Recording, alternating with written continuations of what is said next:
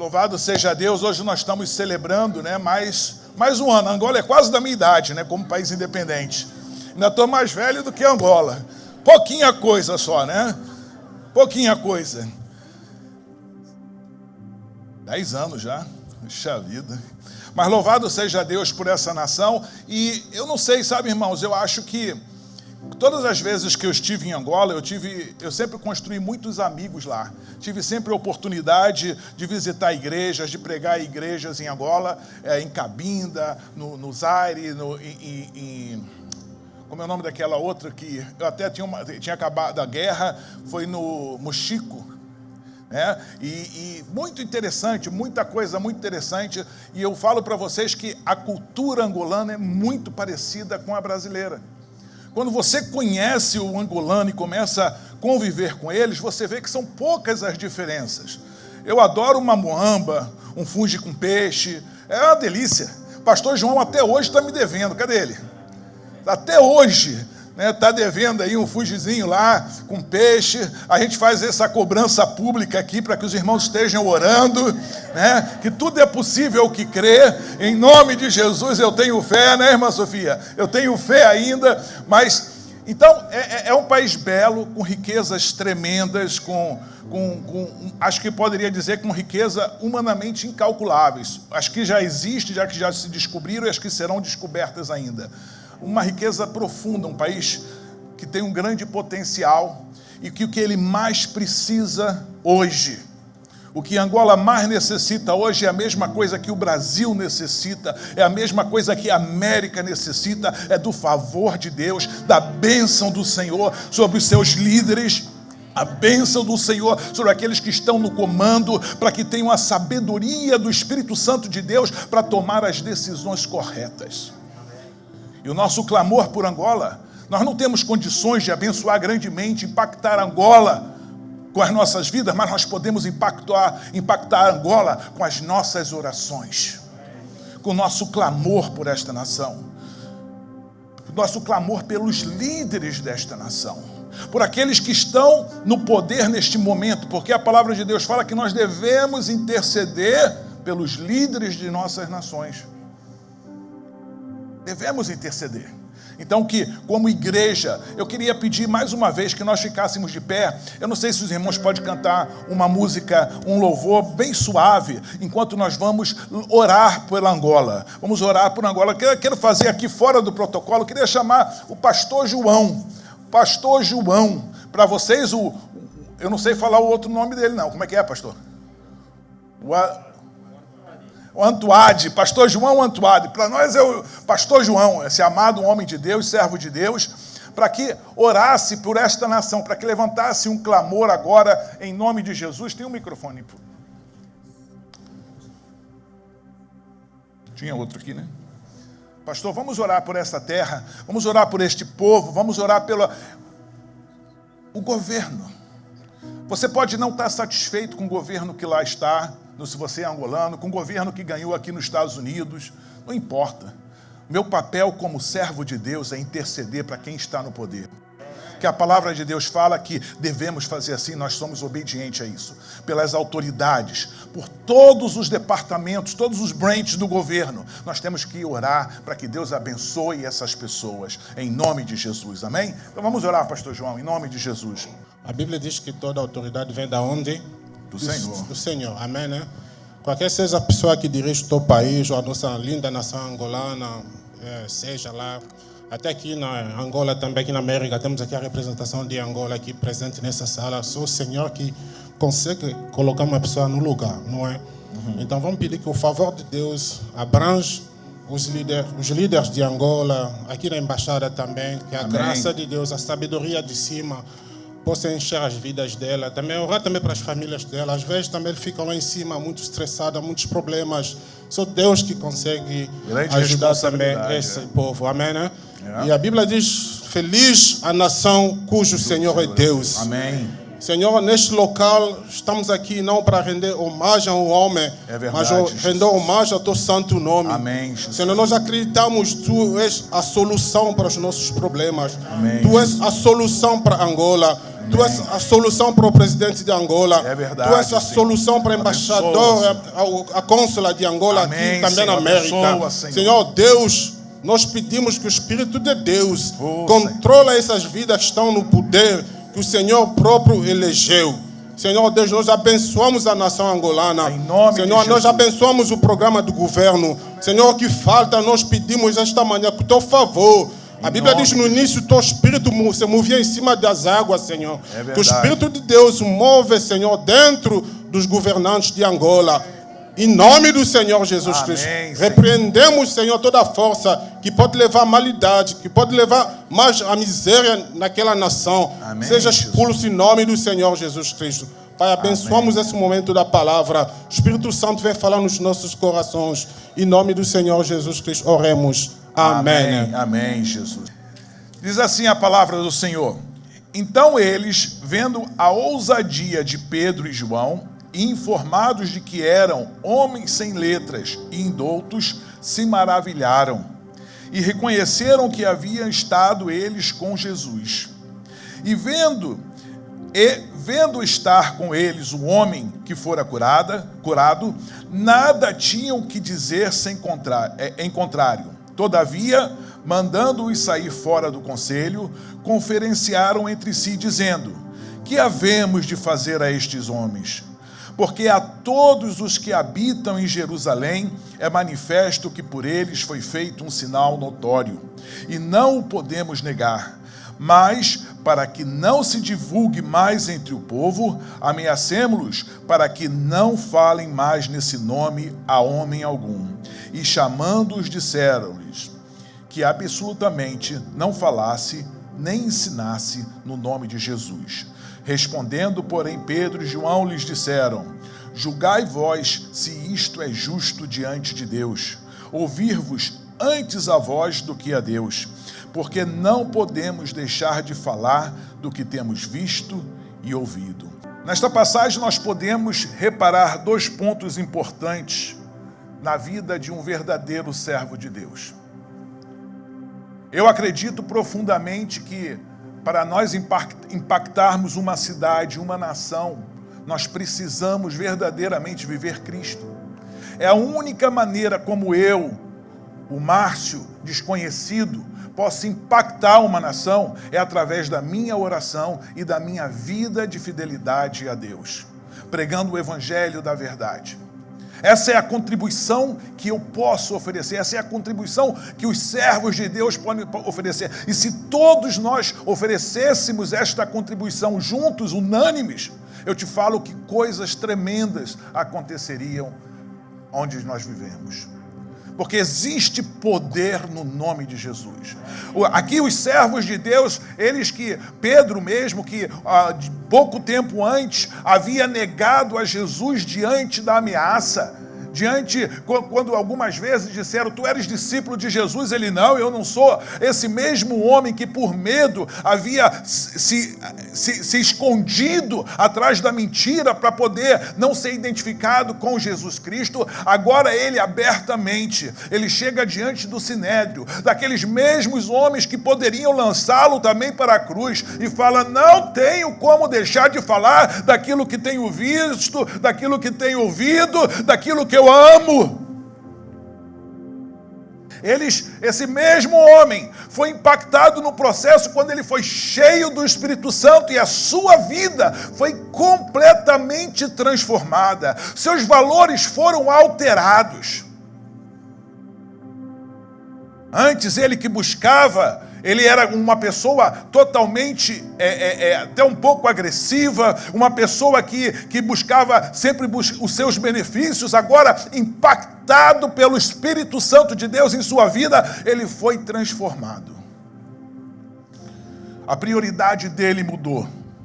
E o interessante é que nesse texto que nós lemos, que eu quero realçar duas coisas, dois pontos. E o primeiro ponto é que algo neles, algo na maneira de falar, algo na maneira de agir, algo na maneira de se comportar, fazia com que aqueles homens que o julgavam vissem que eles eram discípulos de Jesus. Eram iletrados, incultos, porém falavam com a intrepidez de quem tinha uma experiência com Jesus Cristo. Algo neles fez com que eles fossem identificados como servos de Deus. Eu me lembro que no seminário, às vezes você tem a oportunidade de pregar, e era interessante você ver que alguns seminários, alguns seminaristas, quando eles pregavam, você assistia a pregação dele, e logo depois, um mês depois, você via, às vezes o seminário convidava aquele pastor, o pastor que era o pastor daquele seminarista para pregar lá no seminário, e você podia reparar que o seminarista, ele tinha alguns dos trejeitos, alguns dos que nós falamos, não sei se é a mesma palavra em Angola, cacuetes, sabe? Alguns dos movimentos do próprio pastor.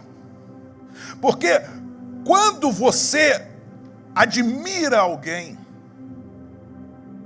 quando você gosta verdadeira de alguém, você admira aquela pessoa, você começa a absorver algo da maneira que ela anda, da maneira... E era interessante que haviam seminaristas que caminhavam, agiam, pregavam, se locomoviam dentro do púlpito da mesma maneira que o pastor. Mesma maneira. Lembra que quando Pedro tentou negar a Jesus Cristo, lá em Mateus 26, 3 vezes vieram a ele, no versículo 73 fala assim: e logo depois, aproximando-se os que ali estavam, disseram a Pedro: verdadeiramente tu és deles, pois a tua fala te denuncia. A tua fala te denuncia.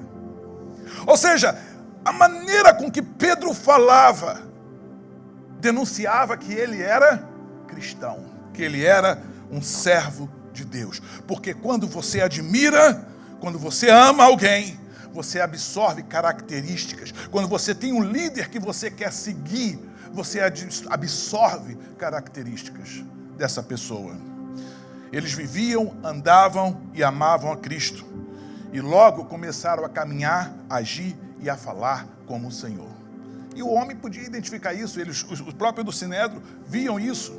1 João, no capítulo 1, versículo 1 a 3, fala assim: o que era desde o princípio, o que vimos com os nossos olhos, o que temos contemplado e as nossas mãos tocaram da palavra da vida, porque a vida foi manifestada e nós a vimos e testificamos dela e vos anunciamos a vida eterna, que estava com o Pai e nos foi manifestada.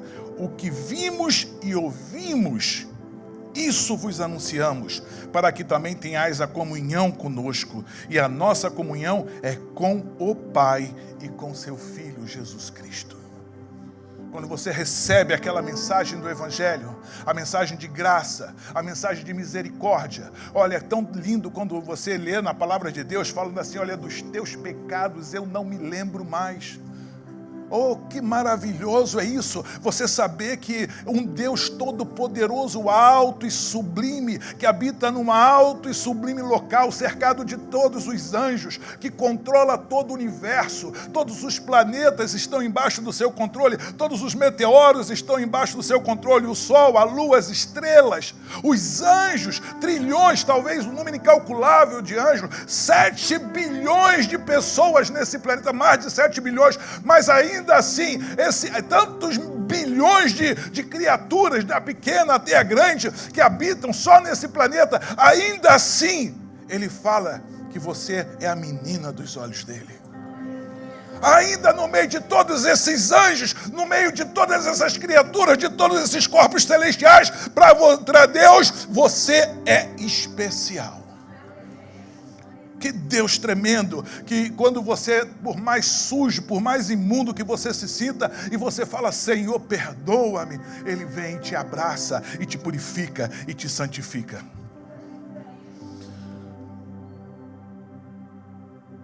Esse é o Deus que nós servimos. E essa mensagem chegou até a gente porque aqueles homens, aquelas mulheres, que primeiro receberam essa palavra, não engavetaram, não guardaram, mas viveram Cristo Jesus. Viveram a Jesus. A principal razão daquela primeira geração ter impactado todo mundo foi que eles queriam ser parecidos com Cristo. Eles queriam ser identificados com Cristo. Eles andavam como Ele. Eles falavam como Ele.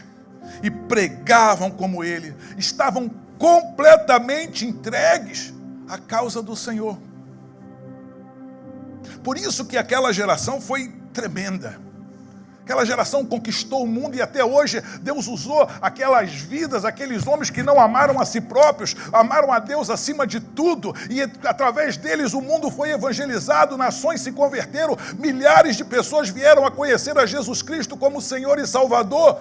E até hoje o evangelho segue se multiplicando e alcançando tanto a casa do rico como a casa do pobre, tanto a casa do nobre como a casa do plebeu, porque para Deus não há acepção de pessoas. Para Deus todos somos filhos. Você que é pai, você vai saber muito bem. Você pode ter 30 filhos, mas você ama a todos, não é verdade? Você vai amar todos. Vão ter aqueles que são mais achegados porque te buscam mais. Vão ter aqueles que você vai buscar mais porque te preocupam mais. Mas todos eles são seus filhos, todos eles são amados. Assim também, não importando a sua cor, a sua pele, o seu cabelo, a sua beleza, o seu exterior, se tu tem a pele assim marcadinha como eu ou não, não importa. O que importa é que você é amado por Deus. Não importa o seu diploma, não importa a sua qualificação, não importa a sua eloquência, o que importa é que Ele te ama e Ele quer fazer de você um cristão, quer fazer de você um pequeno Cristo, alguém que caminhe e ande e impacte o mundo como os servos da primeira geração fizeram.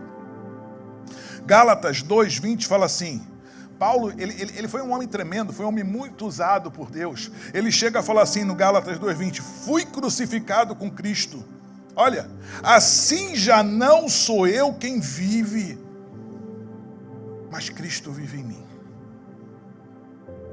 Será que hoje nós conseguimos ter essa consciência de que já não sou eu mais quem vive, mas Cristo? Será que eu poderia falar isso? Ou será que eu ando buscando primeiro satisfazer o que é meu, o meu interesse, satisfazer a minha carne, satisfazer os meus desejos, as minhas paixões, as minhas ambições? Depois o que sobra, eu vou para Cristo. Porque ele fala, não, primeiro Cristo. Já não vivo mais eu, Paulo, Cristo é quem vive em mim. Porque a única maneira que nós vamos conseguir transformar a nossa geração, e essa geração necessita de homens e mulheres de Deus, mais do que nunca, porque nunca em toda a história da humanidade vimos tantas crianças crescendo para se afastar da igreja. Nunca vimos tantos crentes cada vez mais parecidos com o mundo. Mais do que nunca essa geração necessita de homens e mulheres que venham a dizer, já não vivo mais eu, mas Cristo vive em mim. Você nunca vai conseguir convencer a ninguém daquilo que você mesmo não experimenta, daquilo que você mesmo não usa para a sua vida, não aplica na sua vida. É como um vendedor de tênis que tem um tabuleiro grande e está vendendo ali tênis da Itália e diz, olha, essa é a melhor marca de tênis do mundo. O dia que você comprar esse tênis, ele para te vender, ele conta a história dele, né? Ele tenta vender o peixe dele. Ele fala, o dia que você experimentar esse tênis, você nunca mais vai usar... Perdão. Minha água aqui não tem, né? Nunca mais você vai usar tênis algum. Vem aí? Perdão, irmãos. Isso não costuma acontecer, né? Amém, obrigado. Então, você nunca mais vai usar tênis algum. O dia que você usar o tênis dessa marca, você nunca mais... E o tabuleiro dele lá está cheio de tênis. E aí você se empolga, você se anima... Obrigado, Deus te abençoe. Você se anima e de repente quando você olha para o pé dele, você vê um tênis da Nike. Ué, ele falou que O dia que você tiver um tênis desse, você nunca mais vai usar outro tênis, mas você olha para o pé dele e ele tem 30, 40 e no pé dele tem outra marca. Será que a mensagem dele vai ser tão convincente? Será que a mensagem dele vai ser tão convincente? Será que se você anunciar para a família que Jesus Cristo muda a sua vida, que Jesus Cristo te perdoou, te lavou, que você ama, que você foi transformado por ele, mas quando a pessoa olha para você, vê que você continua igualzinho a ele, ao que era, será que a mensagem vai impactar? Você nunca vai conseguir levar alguém que te segue a um lugar que você não vai. Ele está te seguindo. Se você quer que ele seja meu imitador, como eu sou de Cristo, como falou Paulo, ele nunca vai chegar até onde você não chegou. Existemos um dilema na igreja do século 21 já. Um dilema. Muitos pastores estão confusos, não sabem até onde podem ensinar a santidade e pedir que os seus membros vivam a santidade, sem que isso comprometa a verdade bíblica de que a salvação é pela graça. Então fica aquele conflito, não sabe? Se eu falo demais de santidade, talvez eu estou saindo da graça. E esta confusão tem gerado uma geração de crentes, mas não de servos. Uma geração de crentes, mas não de servos. Nunca a igreja cresceu tanto em tamanho e diminuiu tanto em qualidade. Nunca a igreja esteve tão rica financeiramente e tão pobre espiritualmente. Nunca. Vivemos uma crise de identidade. Quem sou eu em Cristo? O que me é lícito e o que posso fazer como cristão? O que se espera de mim? Aqueles que trabalham comigo, que andam comigo, que caminham comigo no dia a dia, será que eles estão me observando? Será que meu filho, minha filha está me observando? Amado, eu quero te deixar claro que sim. Estão te observando. Os púlpitos estão cheios de histórias e ilustrações. As igrejas cheias de atividades e confraternizações. Mas a verdadeira essência do cristianismo tem sido ocultada. Tem sido ocultada. É tanto pastor ladrão. Eu sou pastor. Eu me lembro que quando eu cheguei na América, no Brasil tinha já essa fama de que pastor é ladrão. Sabia disso? No Brasil tinha essa fama, pastor é ladrão. Quando eu cheguei na América, eu vim para o país do primeiro mundo, um país cristão, glória a Deus, lá louvado seja o teu nome. Lá os servos de Deus não vão ser envergonhados assim.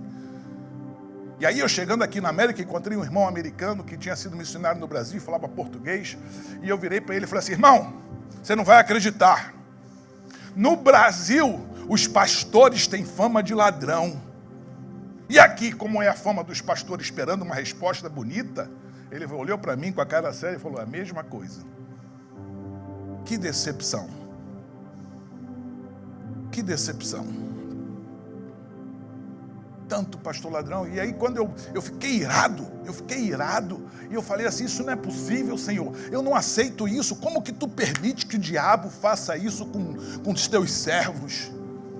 E aí enquanto eu orava, me veio à cabeça Malaquias 2, e assim ficou aquele versículo na minha mente, aquele capítulo na minha mente, eu não sabia o que era. Acabei a oração e fui olhar.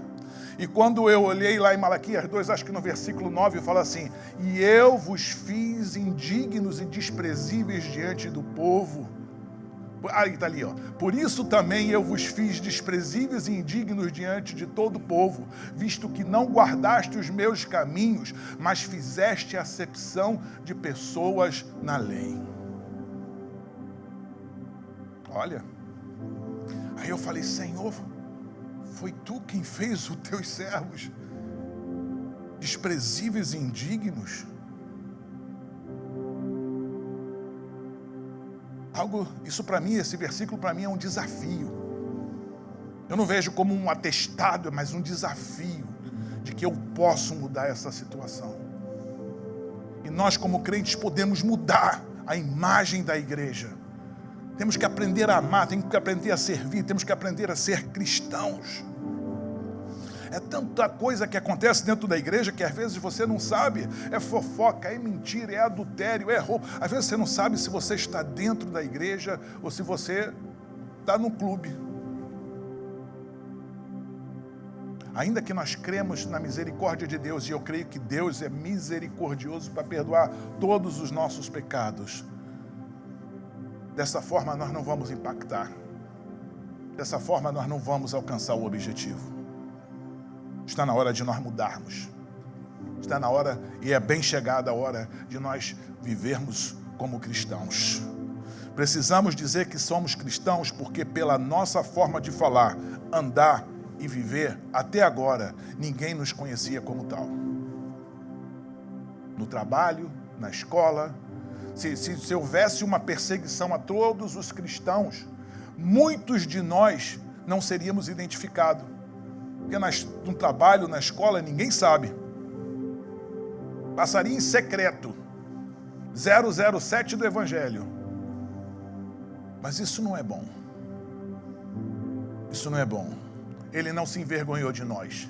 Nós não temos que nos envergonhar dele, amém? Quando você adota uma criança,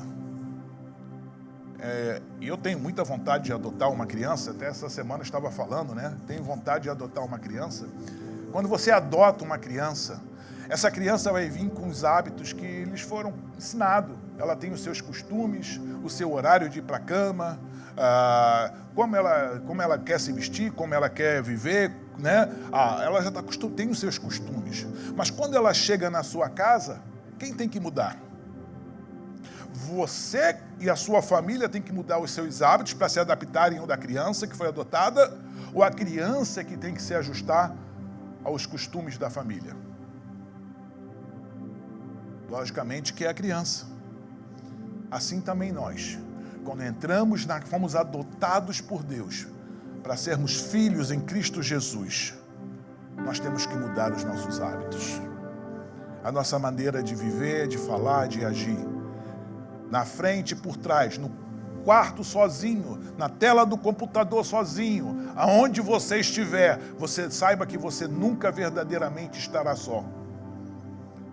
Porque ele falou assim: eis que estou contigo todos os dias. Todos os dias, em todo momento, o Senhor segue ao teu lado. E aí eu te pergunto, tem até um livro muito interessante que fala o que Jesus faria nos seus passos. O que você faria se, quando senta no computador, você põe uma cadeirinha do lado e imagina que Jesus está ali, te olhando? Talvez isso impactasse, talvez isso nos fizesse mudar. Precisamos aprender a andar, falar e viver como Cristo, ajustando assim os nossos valores com os valores do Senhor Jesus Cristo. Temos que estar ajustados. Somente então não temeremos a morte e podemos falar como Pedro falou. Atos 4:20, não podemos deixar de falar do que temos visto ou ouvido, porque você vai estar cheio do Espírito Santo. Quem ama a Cristo não consegue deixar de falar de Cristo. Você já viu um torcedor fanático? Um torcedor de uma equipe de futebol fanática? Já viu um torcedor de futebol fanático? Em Angola, acho que é o Porto, né? Qual é a outra que vocês gostam dos times muito de Portugal, né? Também. Tem também a AFA, não? 1º de agosto, né? 1º de agosto e Petro. Petro, isso. Então, e também os angolanos também têm, pela convivência muito grande com Portugal, também torcem pelo Sport, pelo Porto. Quando o cara é aficionado por uma equipe de futebol, assim, daquele que eu conhecia alguns que você não consegue conversar com ele sem ele puxar assunto de futebol. Não consegue. Da mesma forma, eu tenho um rapaz que eu conheço, um brasileiro, que eu já falei com ele assim: irmão, não vamos falar mais de política. Meu Deus do céu, o cara não consegue me mandar uma mensagem que não seja política. Eu não consigo falar com ele bom dia antes dele me falar: tu viu quem ganhou? Não sei o que lá. Eu falei, meu Deus! O cara é realmente apaixonado por política. E sabe que isso é compreensível, Porque a Bíblia fala que a boca fala o que o coração está o quê? Cheio. A boca fala daquilo que o seu coração está cheio. Ele está tão apaixonado pelo clube dele, tão apaixonado, que ele só quer falar daquilo. Ganhou a Libertadores, ganhou o Campeonato Brasileiro, ganhou o Carioca, ganhou... É outro patamar. Essa brincadeirinha com os flamenguistas aqui, né? Os orgulhosos flamenguistas que estão indo muito bem. Outro de política.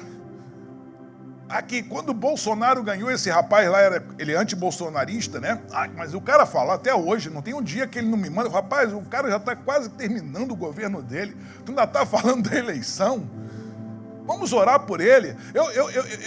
Meu candidato não ganhou aqui na América.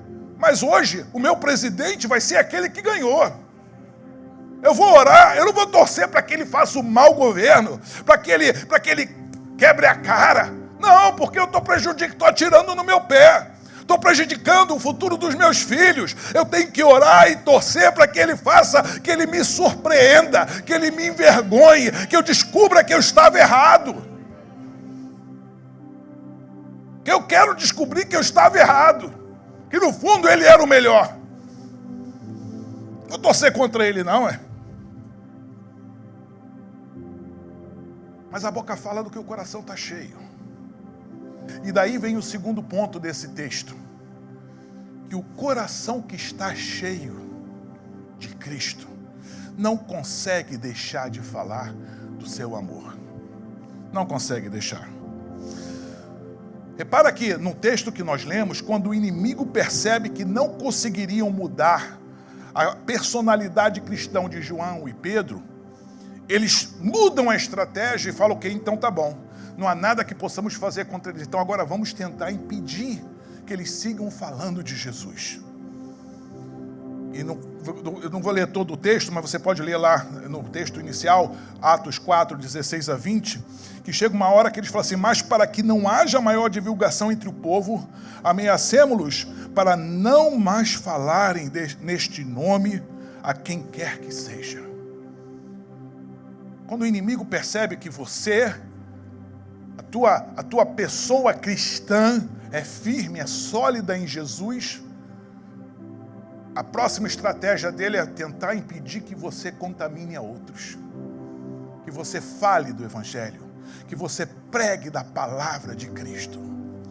E aí, a resposta desses pescadores, homens que não tinham cultura, que não tinham preparo intelectual, estudos, homens simples, a resposta deles foi essa, pois não podemos deixar de falar das coisas que vimos e ouvimos.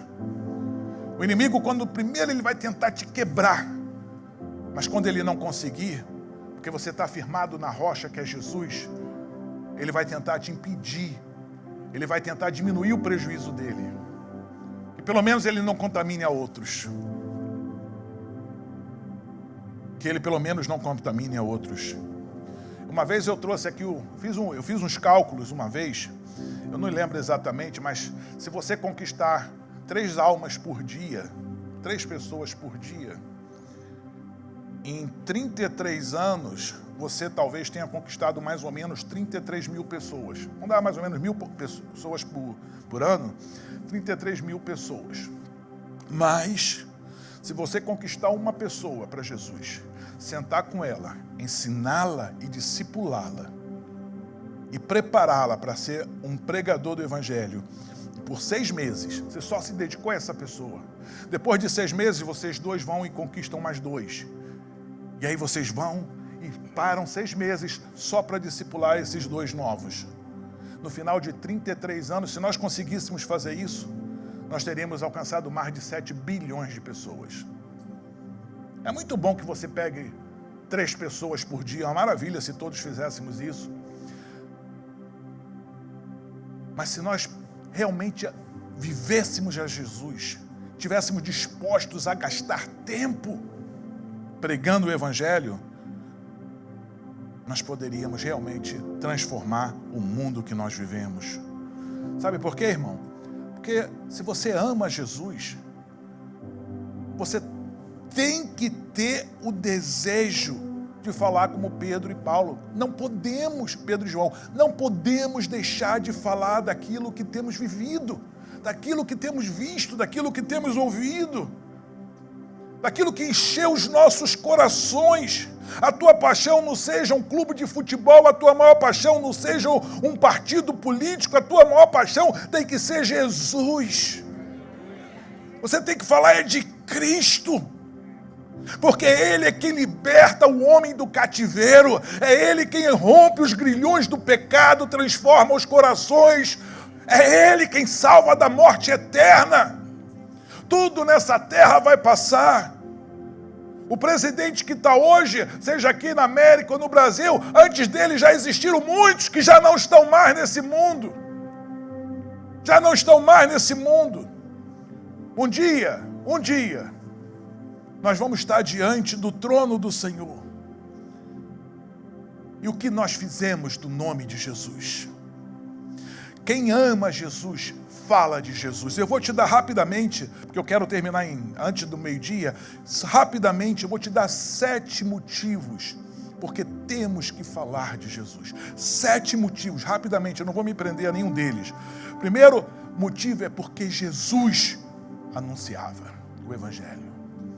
Primeiro motivo, algumas vezes chegavam para Jesus, Jesus falava assim, não, vamos até lá, porque para isso ele vindo, para pregar a palavra. Ele veio para anunciar o reino, ele veio para anunciar a salvação, ele veio para se apresentar como libertador do mundo. Então nós temos, se somos imitadores de Cristo, temos que fazer aquilo que Cristo fazia. Aquilo que Cristo fazia. A segunda razão, está em Mateus 9,37, é porque a seara é grande. São milhões e milhões, bilhões e bilhões de pessoas que não encontraram ainda Jesus Cristo como Senhor e Salvador das suas vidas. Que estão carregando um fardo pesado. Que estão só no meio da tribulação, no meio da tempestade, não tem a quem pedir socorro. Porque você que esteve com ela não a amou o suficiente para anunciar a Jesus. Uma vez eu vi o testemunho de um muçulmano que se converteu ao cristianismo e ele falava assim, ou os cristãos não creem no inferno ou não me amam. Porque ele falava assim, conheci muitos cristãos e nunca eles me falavam de Jesus Cristo. Ou então não estão se importando se eu vou para o inferno, ou então eles não me amam. Ou eles não creem que existe o inferno ou não estão se importando que eu estou indo para lá. Será que isso é bonito? Claro que não. Existem bilhões de pessoas que precisam de Jesus. Jesus levantou 12 homens e com 12 homens impactou o mundo. Nós podemos impactar o mundo hoje. Também, outra razão, terceira razão, porque os obreiros são poucos. No mesmo versículo, Mateus 9,37, Jesus fala, são poucos os obreiros. Deus está contratando obreiros. Se podemos dizer assim, né? Deus está recrutando obreiros. Deus está recrutando soldados para o seu exército. Pessoas que saibam viver em todos os âmbitos da sociedade, todos os níveis da sociedade, mas que saibam também testificar para todas essas pessoas. Deus está buscando homens assim, mulheres assim. Obreiros. Isaías 66, capítulo 6, verso 8, Deus pergunta, quem enviarei e quem irá por mim? Então, Isaías responde, eis-me aqui, Senhor, envia-me a mim. Será que nós podemos falar isso? Eis-me aqui, Senhor, envia-me a mim. Quarta razão, a grande comissão.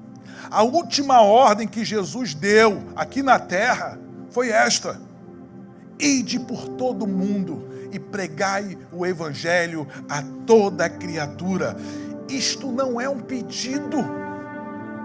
Eu costumo falar que é muito bonito, tem uma canção que fala assim, o nosso general é Cristo, seguimos os seus passos, nenhum inimigo... Bom, vou parar aqui que aí já sobe um pouquinho então. Mas é muito bonito cantar. Mas será que ele é realmente o nosso general? Porque se for o nosso general, você está desobedecendo a ordem dele. Ele disse: ide e pregai o evangelho a toda criatura. Então a quarta profissão é a quarta razão, a grande comissão. A quinta razão é uma profecia de Cristo, de que o evangelho seria levado a todas as nações. Mateus 24:14 fala assim: Jesus fala, e será pregado este evangelho do reino por todo o mundo, para testemunho a todas as nações, então virá o fim. Em Apocalipse 7, 9 e 10 fala assim: depois destas coisas vi, eis grande multidão, que ninguém podia enumerar, de todas as nações, tribos, povos, línguas, em pé diante do trono e diante do Cordeiro, vestidos de vestiduras brancas, com palmas nas mãos, e clamavam em grande voz, dizendo: ao nosso Deus, que se assenta no trono, e ao Cordeiro pertence a salvação. Então, é uma profecia bíblica, que o evangelho necessita ser levado a todos os cantos desse mundo. Sexto, esse aqui é um pouco mais pesado: eu não quero a cobrança de ninguém nas minhas mãos. Se você ler Ezequiel 3, 17 e 20, eu não vou ler isso pelo tempo, mas quando a palavra de Deus fala que, filho do homem, eu te dei por atalaia sobre a casa de Israel. Quando virdes o pecador na sua iniquidade, você o alerte. Se ele se converter, se ele aceitar, ele vai ser salvo. Mas se ele não, se ele se converter e aceitar, ele vai ser salvo. Mas se ele não se converter, será condenado. Porém, se tu não o alerta, a Bíblia fala que Deus vai cobrar o sangue dele das tuas mãos. Eu conheci, já falei isso para vocês aqui uma vez, eu trabalhava no banco, eu era gerente de um banco, do Bradesco no Brasil, e eu era jovem, eu tinha uns 22 anos. Então, eu tinha um cliente que era o cliente número 1 do banco. Era uma empresa grande, que era maior cliente da nossa agência. E tinha lá uma jovem que era filha, era uma das donas, eram 3 irmãos os donos, e ela era uma das donas. E eu sempre falava com ela, e certa vez no meu coração veio assim: fala de Jesus para ela. E eu falei assim: que nada, essa mulher jovem, bonita, rica, vai querer me ouvir falar de Jesus? Eu pensei isso, irmãos. Eu pensei isso. Alguns dias depois, os bancos no Brasil entraram em greve. Ficamos 9 dias em greve. Quando nós regressamos aos trabalhos, não podia nem entrar na agência. Quando eu regressei ao trabalho, a primeira coisa que você vai chamar é o melhor cliente, não é verdade? E quando eu faço a primeira chamada telefônica, eu descubro que aquela mulher jovem, rica, tudo para ser feliz, havia se matado. Havia se matado. Você não sabe como isso foi duro para mim. Como eu já pedi perdão a Deus. Glória a Deus, que eu creio que é um Deus que perdoa. Ela havia se matado. E o Senhor tinha tocado no meu coração de falar de Jesus para ela.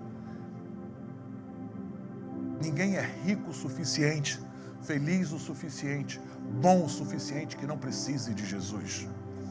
Todos precisamos de Jesus. Porque toda a sua riqueza, toda a sua beleza, toda a sua fama só é provisão para esses dias de hoje. Para esse mundo que vivemos. Só existe um que te dá a provisão para a eternidade. O único milagre que você leva para a eternidade é a salvação. Nenhum outro. Todos precisamos dele. Então, a 7ª razão, porque eu também me compadeço das almas sem Cristo e do juízo que as esperam. Judas capítulo 1, verso 22 e 23 fala assim: e compadecei-vos de alguns que estão na dúvida, salvai-os, arrebatando-os do fogo. Salvai-os, arrebatando-os do fogo. Esse é um mandamento que Deus nos dá. É uma ordem que o Senhor nos concede. Então, naquele texto, nós vimos que eles eram identificados pela sua maneira de ser, de andar, de falar, de agir. E a segunda coisa que o inimigo tentou fazer foi impedi-los de falar. Irmãos, nós precisamos que a igreja se levante e se pareça com Jesus. É muito bonito nós cantarmos louvores aqui, é muito bonito nós estarmos em comunhão, em fellowship, em confraternização, mas quem é você quando sai daqui?